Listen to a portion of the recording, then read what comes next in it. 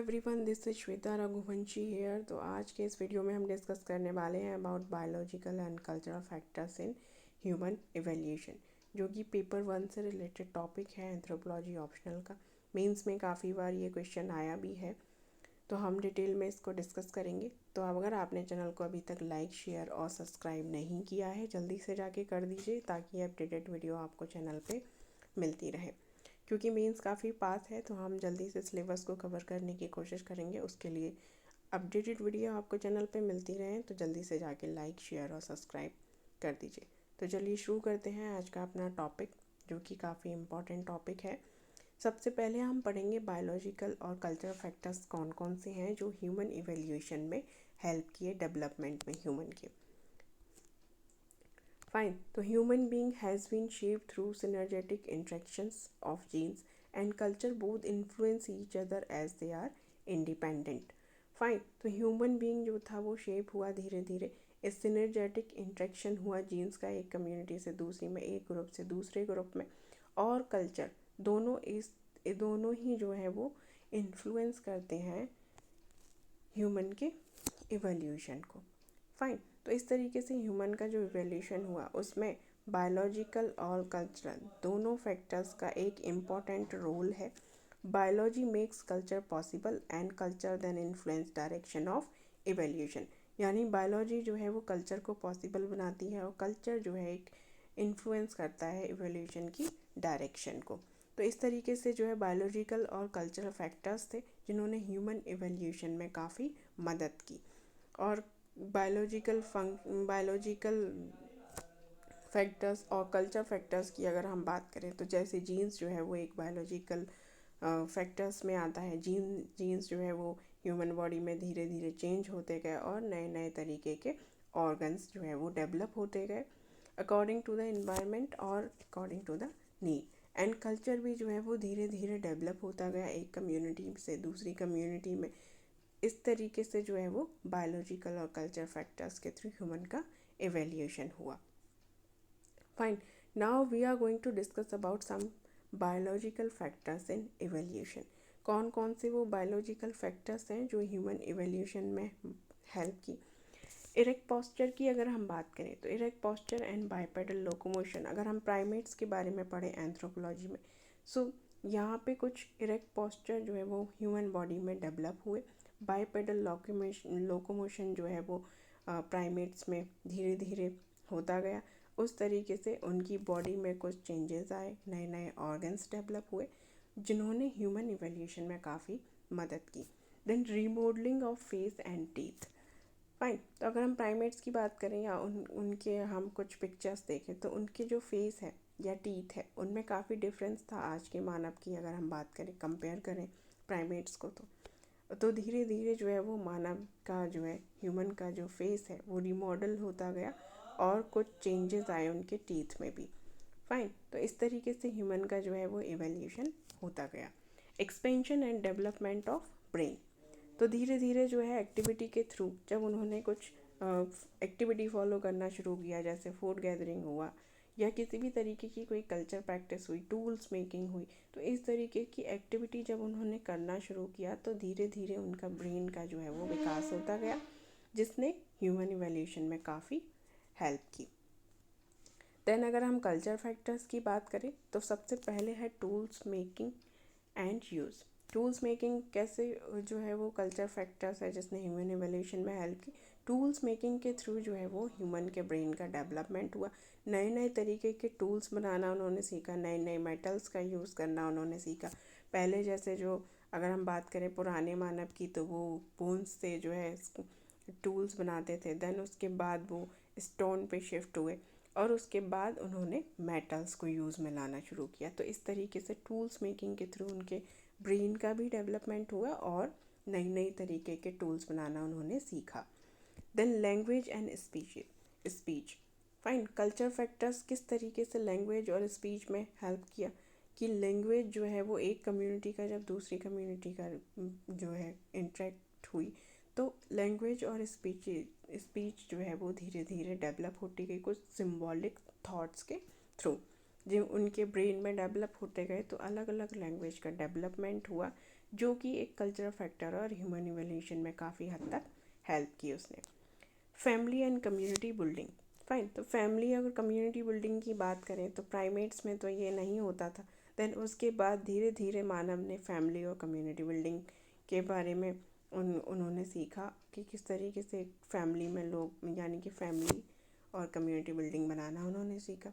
तो इस तरीके से कम्युनिटी बिल्डिंग की एक्टिविटी यानी कि उन्होंने फॉलो किया। तो ये जो है एक ह्यूमन इवोल्यूशन का ही पार्ट था। ह्यूमन ने सीखा कि फैमिली में लोग कैसे रहते हैं, धीरे धीरे उनकी फैमिलीज बढ़ती गई, उनमें फीलिंग्स बनी अलग अलग तरीके की। तो इस तरीके से काफ़ी हद तक बायोलॉजिकल और कल्चरल फैक्टर ने ह्यूमन इवोल्यूशन में हेल्प की। देन डाइजेस्टिव सिस्टम, अगर हम बात करें बायोलॉजिकल फैक्टर्स में, तो एक डाइजेस्टिव सिस्टम जो था वो काफ़ी अलग था आपके मानव से, अगर हम कंपेयर करें प्राइमेट्स की। फाइन, तो उनकी जो ओमनिवोर्स डाइट थी वो शिफ्ट होती चली गई। पहले जो डाइट थी उस पे ओमनिवोर्स डाइट पे वो शिफ्ट हो गए। देन नेक्स्ट वन है रिप्रोडक्टिव सिस्टम। रिप्रोडक्टिव सिस्टम की अगर हम बात करें तो जो लार्ज जेस्टेशन पीरियड होता था वो धीरे धीरे रिड्यूस होता चला गया, है ना। इस तरीके से जो है वो रिप्रोडक्टिव सिस्टम में भी कुछ चेंजेस आए, डाइजेस्टिव सिस्टम में भी कुछ चेंज आए। तो इस तरीके से ह्यूमन बॉडी में अलग अलग तरीके के चेंजेस आते गए और ह्यूमन का जो इवोल्यूशन था वो होता चला गया। Fine, so now we are going to discuss about influence of biology on cultural activity। किस तरीके से बायोलॉजी जो है वो कल्चरल एक्टिविटी को इन्फ्लुएंस करती है। अगर हम एक बात करें तो लैंग्वेज की, तो लैंग्वेज जो है वो ब्रेन में उनके धीरे धीरे सिंबॉलिक थॉट्स क्रिएट हुए। कम्युनिकेशन सिंबॉलिक थॉट और कम्युनिकेशन जो है वो उसने लीड किया लैंग्वेज डेवलपमेंट को। फाइन, तो कुछ नए नए जो सिंबॉलिक थॉट उनके ब्रेन में जो जनरेट हुए उससे कम्युनिकेशन और लैंग्वेज का डेवलपमेंट हुआ। देन अदर फैक्टर अगर हम बात करें related to environment, then environment में वो कौन कौन से फैक्टर्स थे। तो इलेबोरेट पेरेंटल केयर जो है वो इन्वायरमेंट के अकॉर्डिंग, यानी कि एक इन्वायरमेंटल फैक्टर है जिसने, क्योंकि प्राइमेट्स की अगर हम बात करें तो यहाँ एब्सेंस थी पेरेंटल केयर। देन उसके बाद ह्यूमन ने जो है धीरे धीरे पेरेंटल केयर को अपनाया। And ice age interglacial period. Fine, interglacial period में भी जो है वो आइस एज में उन्होंने अपनी बॉडी को एडेप्टेबल बनाया, किस तरीके से वो इस एनवायरनमेंट में रह सकते हैं। क्योंकि पहले अगर हम बात करें तो जब ग्लेशियल पीरियड था तो अलग अलग टाइप के एटमॉस्फेयर के हिसाब से क्लाइमेट चेंज होते चले गए और ह्यूमन ने जो है बॉडी को अपने एडेप्टेबल बनाया, हर इन्वायरमेंट में रहने के लिए सक्षम बनाया उसने अपनी बॉडी को। फाइन, देन अगर हम अदर कल्चर फैक्टर्स की बात करें सो दैट इज़ एग्रीकल्चर में अलग अलग तरीके की एक्टिविटी जो है वो एंशियंट टाइम में वो ह्यूमन ने फॉलो की। बात करें तो सबसे पहले ह्यूमन ने जैसे वीट या फिर ये सब उगाना सीखा था। देन उसके बाद वो अलग अलग टाइप की क्रॉप्स पे शिफ्ट हुए और अलग अलग तरीके के क्रॉप पैटर्न्स उन्होंने सीखे, अलग अलग फसलों के बारे में जानकारी उन्हें हुई। ठीक है, उस तरीके से उन्होंने कल्चर एक्टिविटी में अपनी इम्प्रूवमेंट किया और एग्रीकल्चर एक्टिविटी में इम्प्रूवमेंट्स के थ्रू उन्होंने अपने जो ह्यूमन डेवलपमेंट है उसमें भी काफ़ी हद तक चेंजेस आए, क्योंकि वो नए नए तरीके की फसलें उगाना सीखे और उनका जो डाइट पैटर्न था वो भी चेंज हुआ। तो इस तरीके से एग्रीकल्चर भी एक इम्पॉर्टेंट रोल प्ले की ह्यूमन डेवलपमेंट में, ह्यूमन एवोल्यूशन में। फाइन, सोशल ऑर्गेनाइजेशन जो है वो प्रेजेंट यानी कि वो सीखे कि किस तरीके से एक सोशल ऑर्गेनाइजेशन में रहा जा सकता है या बनाई जा सकती है। क्योंकि एंशियंट मानव की अगर हम बात करें तो उसमें ये सब स्किल्स नहीं थी, ना एग्रीकल्चर स्किल्स थी, ना सोशल ऑर्गेनाइजेशन डेवलपमेंट की कोई स्किल थी। तो इस तरीके से जो ह्यूमन का ब्रेन था वो धीरे धीरे एक्सपेंड करता गया, उसने नए नए थॉट्स को अपनाया, नई नई एक्टिविटी को सीखा और अलग अलग तरीके के रूल्स रेगुलेशन या सोशल ऑर्गेनाइजेशन या एग्रीकल्चर एक्टिविटी को फॉलो किया। तो इस तरीके से ह्यूमन का जो इवोल्यूशन है वो होता गया। तो इसमें बायोलॉजिकल और कल्चरल फैक्टर्स ने दोनों ने ही एक बड़ा इम्पोर्टेंट रोल प्ले किया, क्योंकि जो जीन्स थे या फिर जो ह्यूमन बॉडी में चेंजेस हुए, नए नए तरीके के ऑर्गन्स डेवलप हुए एनवायरनमेंट के अकॉर्डिंग हो या फिर नीड के अकॉर्डिंग हो, तो उस तरीके से उसने भी काफ़ी हद तक चेंज किया, ह्यूमन को एडेप्टेबल बनाया किसी भी तरीके के इन्वायरमेंट में रहने के लिए। कुछ जीन्स जो है वो चेंज होते गए, ह्यूमन की बॉडी जो है वो इरेक्ट पोस्चर पे मूव होती गई।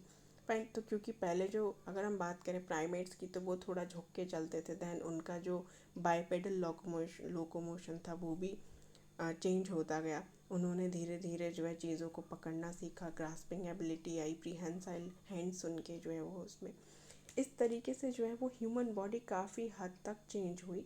और अगर हम प्राइमेट्स से कंपेयर करें मानव को, तो धीरे धीरे जो इवोल्यूशन हुआ वो एटमॉस्फेयर या एनवायरनमेंट के अकॉर्डिंग होता चला गया और ह्यूमन का इवोल्यूशन हुआ। देन अगर हम बात करें कल्चर की, तो कल्चर ने भी काफ़ी एक इम्पॉर्टेंट रोल प्ले किया था, क्योंकि जो अलग अलग टाइप की कल्चरल एक्टिविटीज़ थी, टूल्स मेकिंग या किसी भी तरीके का फूड गैदरिंग या फिर ग्रुप एक्टिविटी जो वो ग्रुप में रहकर फॉलो करते थे, इस तरीके से धीरे धीरे कल्चर डेवलपमेंट भी होता गया और ह्यूमन इवोल्यूशन में काफ़ी हद तक कल्चर ने भी एक बड़ा इम्पॉर्टेंट रोल प्ले किया, क्योंकि जो उनका रहने का तरीका था उसमें कुछ चेंजेस आए, बोलने के तरीके में चेंजेस आए, क्योंकि पहले जब एंशियंट मानव की हम बात करें तो वो किसी भी तरीके की लैंग्वेज को नहीं जानता था। देन उसने उसके ब्रेन का जब एक्सपेंशन हुआ, टूल्स एक्टिविटी हुई या किसी भी तरीके की एक्टिविटी को फॉलो किया, तो ब्रेन का डेवलपमेंट होता चला गया, नए नए तरीके के थॉट्स क्रिएट होते गए और उनमें लैंग्वेज और कल्चर का डेवलपमेंट होता गया, यानी कि समझ उनमें आई कि एक कल्चर को किस तरीके से डेवलप किया जा सकता है। तो इस तरीके से ये थे बायोलॉजिकल और कल्चरल फैक्टर्स जिन्होंने ह्यूमन के इवोल्यूशन में काफ़ी इम्पॉर्टेंट रोल प्ले किया। फाइन, तो आज के इस वीडियो में गाइज इतना ही। नेक्स्ट वीडियो में हम मिलेंगे नेक्स्ट टॉपिक के साथ। अगर आपने चैनल को अभी तक लाइक शेयर सब्सक्राइब नहीं किया है, जल्दी से जाके कर दीजिए, ताकि जो आगे अपडेटेड वीडियो आएंगी चैनल पे वो आपको मिलती रहे, क्योंकि हम मेंस काफ़ी पास आ रहा है, तो जल्दी जल्दी से सिलेबस को कवर करने की कोशिश करेंगे और हम कोशिश करेंगे कि जल्दी से आपको वो वीडियो अवेलेबल हो। तो अगर आप अभी तक आपने चैनल को शेयर और लाइक अभी तक नहीं किया है तो जल्दी से जाके कर दीजिए। और अगर आपको इस वीडियो से रिलेटेड पीपीटी चाहिए तो टेलीग्राम चैनल का लिंक जो है वो डिस्क्रिप्शन बॉक्स में दिया गया है, आप जाके वहाँ पीपीटी चेक कर सकते हैं।